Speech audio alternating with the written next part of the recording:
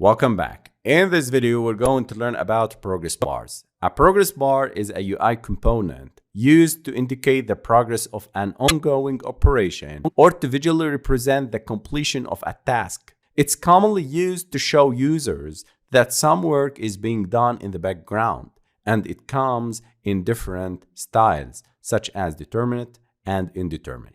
To create a progress bar, let's go to the layout. And here I'll start with the progress bar. I'll set wrap content, and I'll give it an ID as my progress bar. You can see this is our progress bar. I'll drag and drop it to here and infer the constraints. This is a circular progress bar. If you don't know the specific progress value, you can use the indeterminate progress bar to indicate that some operation is in progress. If we run the program now, we can see this indeterminate progress bar. It's running. So you need to control its visibility when working with progress. If you know the progress, you need to replace it with determinate progress bar. Of course, you can change the style of this progress bar. So I can add style equals to Android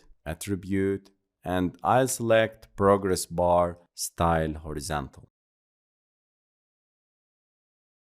And here we go. We changed the progress bar from a circular to a horizontal one. I'll infer the constraints like this, and I'll make the width as match parent.